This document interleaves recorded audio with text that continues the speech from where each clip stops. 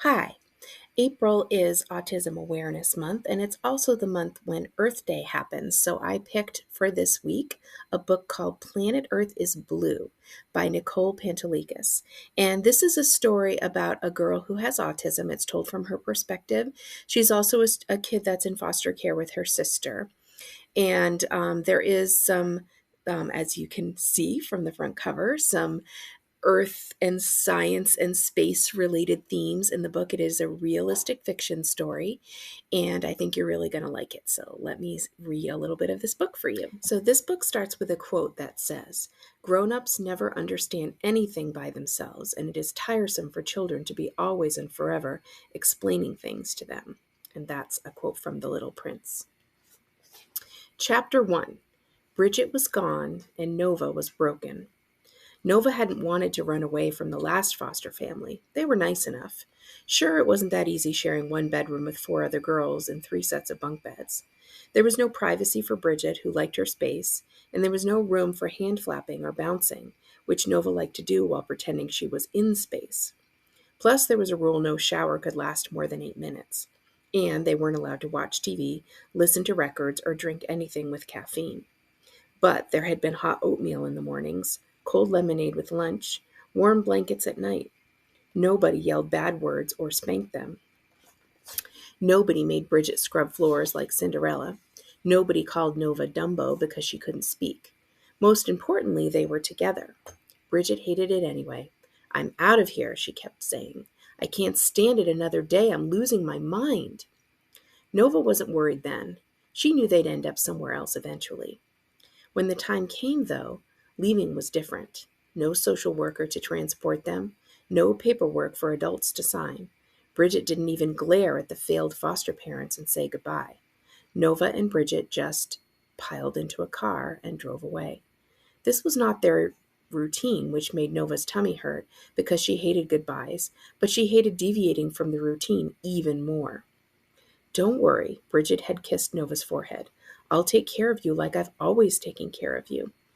Now, Bridget was gone, and Nova was worried. She rocked back and forth on her knees, hugging NASA Bear to her chest, and glanced around her newest bedroom, the first room she'd had all to herself. Diagonal from the door was a double bed with a fancy carved headboard. The mattress was soft, the pillow was softer, and the blanket was plush and purple, covered in tiny silver stars. It was too big. The bedroom was long but narrow. It had 2 windows, one facing the front yard and another facing the back. Out back, there was an in-ground pool, covered up for the winter. Out front, a pathway leading to the door was guarded by 2 giant stone lions. At midnight, the town switched off the streetlights, which made Nova happy, because total darkness meant she could see the Big Dipper lurking along the horizon, where the sun set shortly before dinner each night. It was too nice. The upstairs bathroom had a tub long enough to stretch out in. The kitchen always smelled of fresh-baked brownies or banana bread, and the color television had a remote control. Most rooms had wall-to-wall carpeting. There were lots of windows through which the sun shone. It was too much like a home. Nova didn't want it to start feeling like a home. Bridget always warned, if it feels like home, it's harder to leave. Nova hugged her teddy bear tighter, trying to picture her big sister in the bedroom beside her. What had Bridget been thinking, deciding to run away like that? It was already January 1986, and in August she'd be 18. Then Bridget could raise Nova herself like they'd always planned. Only Bridget was gone, and Nova was lonely. "You'll start school on Monday," new foster mother Francine warned during breakfast. Nova hated new schools more than she hated new foster families. New schools always spent the first week or 2 testing her and always came to the same conclusions: cannot read, does not speak, severely mentally retarded. Bridget hated the word retarded. "My sister's not dumb," she'd tell anyone who'd listen. "She's a thinker, not a talker." And just so you know, we don't use that R word anymore when we're talking about people with disabilities. But this was 1986 in this book, and it was a word that was widely used then. It's definitely not a word that we use now. We say developmentally disabled or some other more specific diagnosis. The truth was, Nova rarely spoke, and when she did, she had difficulty controlling her volume. So sometimes she'd be whispering on a crowded playground, and other times she'd be shouting in church. Even when she did manage to find the right sound, forming a whole word was its own challenge. She could say O or K, but not okay. She could say wa or ter, but not water. She could say k or key, but not cookie. And sometimes when she tried to say a simple word like cat, an entirely different word would come out like boo, which made no sense to anyone, not even Bridget. Most of the time, Nova didn't bother to speak at all. Rocking back and forth on top of the fluffy blankets in the bedroom she had all to herself, Nova wondered for the 2 millionth time where Bridget had gone and whether she would keep her promise to return in time to see the first teacher skyrocket into space. No matter where we end up, Bridget had said, even if we have to be separated for a while, I'll come back to see NASA make history, okay? I wouldn't miss it for the world. Both sisters had been dying to see Challenger launch ever since President Reagan announced the contest to find the perfect teacher over a year ago. Nova was glad the waiting was almost over. She wondered if Bridget was glad too. Nova kissed NASA Bear's belly, his plastic bubble astronaut helmet pressed against her forehead. He had been a gift from their mama, who had a very strange ideas about how the 1969 moon landing actually happened. Government orchestrated, Mama liked to say, all on a soundstage, babies, thanks to movie magic. Did you see the way the astronauts' boots kicked up dirt? The way the flag waved? There's no wind on the moon, girls. How was it waving? It was government orchestrated, that's how. That means the government made it up to trick us. Their mama thought a lot of things were government orchestrated. Nova, honey, foster mother Francine called through the cracked open bedroom door. How about we go to the store and get you some school clothes? You've almost grown out of everything the last family sent. Most of what the last family sent wasn't even hers, but they needed it to seem like they'd been providing more than fraying sweaters and 2 small stretch pants. So they sent along a big cardboard box full of clothes their other foster daughters were growing out of. They kept the heavy winter coat they'd bought for Nova and all the slouch socks Bridget had given her for her 12th birthday. The only clothes in the box Nova would willingly wear were 3 pairs of PJs, 1 pair of red overalls, and 2 t-shirts she inherited from her sister. The first had the words "One Small Step" on the front with the moon landing date on the back, July 20th, 1969. The second was from David Bowie's 1978 World Tour, black with red and blue print, which they'd found in a thrift shop. Nova's other possessions included NASA Bear, Bridget's Walkman and favorite mixtape, the Little People figures who looked like an astronaut, the one they'd stolen from a previous foster home when they had so many Fisher-Price sets no one would notice, a small spiral-bound notebook, The Little Prince by Antoine de Saint-Exupéry, a few faded photographs, a box of 64 Crayola crayons, and a silver-banded mood ring with a sky blue stone that didn't change color anymore. Francine and Billy had given Nova a toy box, her first ever toy box, in which she could keep her treasures. It was a large wooden crate with Joni Rose stenciled across the top in flowery carnation pink letters. It belonged to our daughter when she was little, Francine had explained. Pink is Joni's favorite color. She's so happy to have you here, Nova. She hated being the youngest and only girl. Growing up with 3 big brothers was lonely, I think. James, Joseph, and John, those were the 3 big brothers. Shortly after Nova arrived at the Wests, Billy had pointed to a picture of the boys hanging on the wall above the television. My 3 sons, he'd said proudly, Dr. James, Carpenter Joseph, and Recreation Director John. Nova couldn't ask where the 3 big brothers had gone, whether they disappeared like Bridget. Maybe they went to the moon, thought Nova, picturing the boys from the picture floating weightlessly above a crater. She imagined James with a stethoscope and Joseph with a hammer, but didn't know what a recreation director might have. Every Christmas, Joni wrote Santa asking for a little sister, but we had our hands full then. Nova glanced down at Francine's hands. They weren't full anymore. They were placed upon the wooden lid of the toy box. Her nails were long and shiny, and she wore 3 rings, 2 sparkly gold ones on her left hand to show she was married, and one thin silver band on her right pinky. Her fingers ran over the letters spelling Joni Rose, like there was something in the box much more important than toys. When the weather gets nicer, Francine had continued, we'll buy some wood stain and paint and have it redone with your name. Nova stared at the toy box and imagined her name in place of Joni's. Nova B. Vizina. It was a perfect name.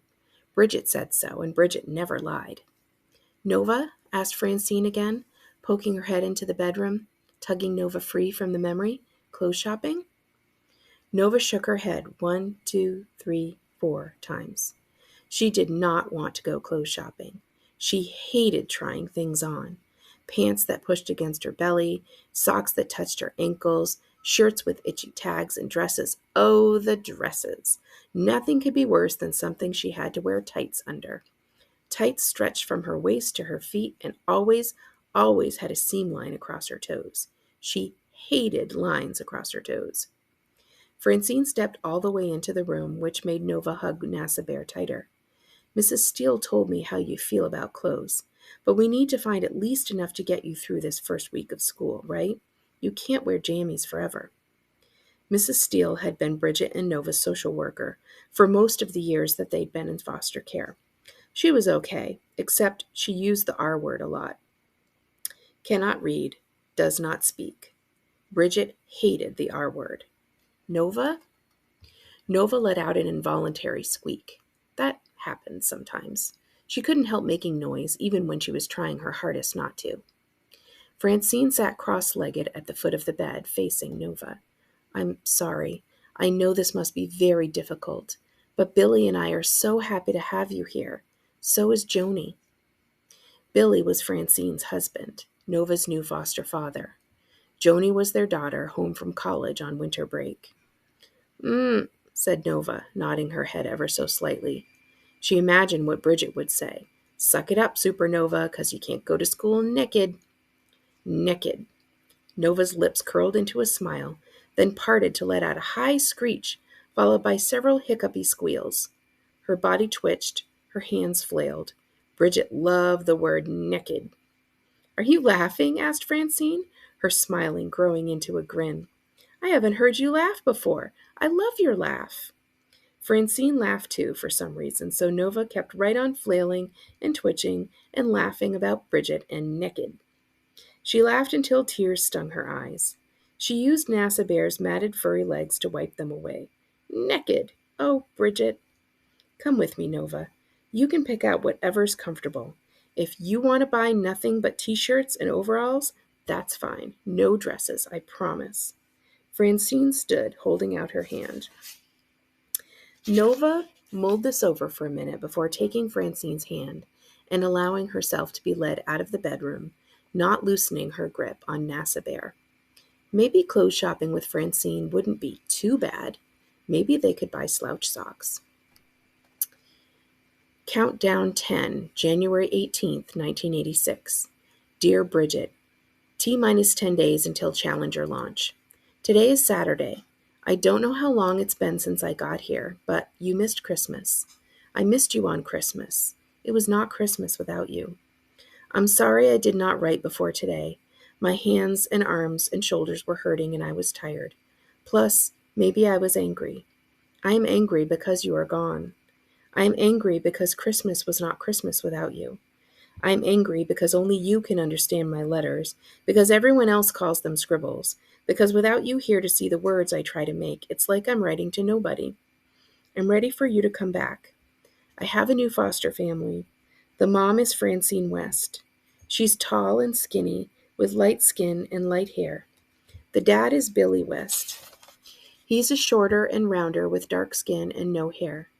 They have a daughter named Joni West who lives here, except when she's at college, plus 3 grown-up sons who live far away.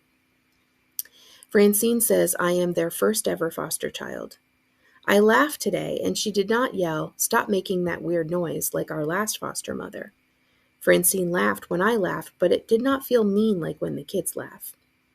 Will you be mad, Bridget, if I laugh and you're not here? Will you be mad if I laugh with Francine? I know you always say foster families are not forever families and we should not get attached, but I think you might like Francine. She talks to me the way people talk to you, not too loud and too slow, the way they talk to me. She talks like I'm a person.